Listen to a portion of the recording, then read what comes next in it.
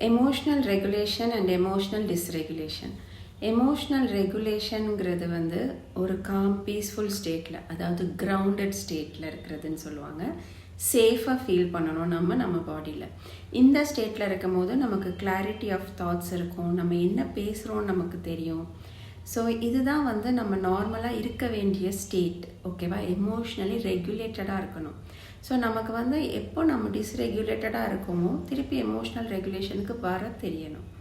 Emotional டிஸ்ரெகுலேட்டட் ஸ்டேட்டுங்கிறது தான் வந்து ஸ்ட்ரெஸ்ஸில் இருக்கிறது, ஃபியரில் இருக்கிறது, எல்லாமே வந்து ஒரு கன்ஃபியூஸ்டாக இருக்கும், என்ன பண்ணுறோன்னு தெரியாது, அப்பப்போ ரொம்ப கோவம் வந்து கத்துறது, இதெல்லாம் டிஸ்ரெகுலேட்டட் ஸ்டேட். அந்த டிஸ்ரெகுலேட்டட் ஸ்டேட்லேயே ரொம்ப நாள் இருந்தோம் அப்படின்னா தான் அந்த எமோஷன்ஸ் வந்து நம்ம பாடியில் எப்படி ரிலீஸ் ஆகுன்னு தெரியாமல் அது ஃபிசிக்கல் இஷ்யூஸாக மேனிஃபெஸ்ட் ஆகும்.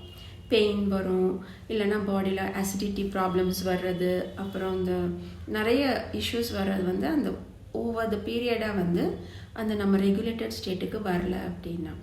ஸோ நமக்கு ரெகுலேட்டட் ஸ்டேட்டுக்கு வந்து நம்ம அப்பப்போ வந்து நம்ம காம் அந்த சேஃபாக ஃபீல் பண்ணணும். ஏன்னா வந்து நம்ம டிஸ்ரெகுலேட்டட் ஸ்டேட்டுங்கிறது அன்சேஃப் ஃபீலிங். அப்போ நம்ம எப்படி இருப்போம்னா ஒரு ஃபைட் ஃப்ளைட்டில் இருப்போம். இது வந்து ரொம்ப ஒரு டீப்பான விஷயம், நிறைய படிக்க வேண்டியிருக்கு. பட் நான் இதில் ஜிஸ்ட்டு தான் சொல்கிறேன். ஸோ புரிஞ்சுக்கோங்க, நீங்கள் ரெகுலேட்டட் ஸ்டேட்டில் இருக்கணும். மெயினாக நீங்கள் உங்கள் குழந்தைங்கிட்ட பேசும்போது ரெகுலேட்டட் ஸ்டேட்டில் இருக்கணும். அப்போ தான் குழந்தைங்க டிஸ்ரெகுலேட்டடாக இருந்தாங்க, டேண்ட்ரம்ஸ் த்ரோ பண்ணாங்கன்னா நீங்கள் அவங்க கூட கோரெகுலேட் பண்ணி குழந்தைங்கள ரெகுலேஷனுக்கு கொண்டு வரலாம். ஸோ இது வந்து அந்த எனர்ஜி ஷிஃப்ட்டு, எமோஷ்னல் அவேர்னஸ், இது தான் நான் சொல்லி கொடுக்குறேன் கான்ஷியஸ் பேரண்டிங்கில். உங்களுக்கு அந்த எனர்ஜி ஷிஃப்ட்டு தெரியல, எனக்கு கொஞ்சம் கன்ஃபியூஸ்டாக இருக்குது அப்படின்னா தயவுசெய்து 25th of December என்னோடய கிரவுண்டிங் ப்ராக்டிஸ் வந்து நான் பண்ணுறேன் லைவாக ஜூமில். ரெஜிஸ்டர் பண்ணி வந்து கற்றுக்கோங்க. ஏன்னா நீங்கள் அந்த எனர்ஜி ஷிஃப்ட்டு உங்களுக்கு ஃபீல் பண்ண ஆரம்பிக்கணும் கான்ஷியஸாக.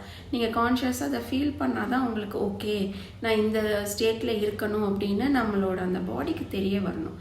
நம்ம ஓடிக்கிட்டே இருக்கோம், அந்த டூலே இருக்கோம் அப்படின்னா நம்ம அதுவே தான் ப்ராக்டிஸ் பண்ணியிருப்போம். அப்போ அதுவே தான் கம்ஃபர்டபுளாக இருக்கும். ஸ்ட்ரெஸ் தான் இப்போ நிறைய பேருக்கு ஒரு கம்ஃபர்ட் ஜோன் ஆகிட்டுருக்கு. அதுக்கப்புறம் நமக்கு பெயின் வர்றது, ஸ்லீப்லெஸ் நைட் வர்றது, அடிக்கடி ஹெடேக் வர்றது, மைக்ரேன்ஸ் இருக்கிறது, அது இன்னும் கூடிக்கிட்டு தான் போகும்.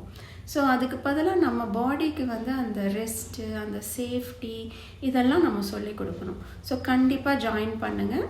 நான் அது என்னென்னு எல்லாம் எக்ஸ்பிளைன் பண்ணுறேன். அந்த மெடிடேஷனை நீ எக்ஸ்பீரியன்ஸ் பண்ணும்போது உங்களுக்கு அந்த காம்னஸ், பீஸ், எப்படி சேஃப்டி எல்லாம் ஃபீல் பண்ணுறது தெரிய வரும். ஓகேவா? தேங்க்யூ.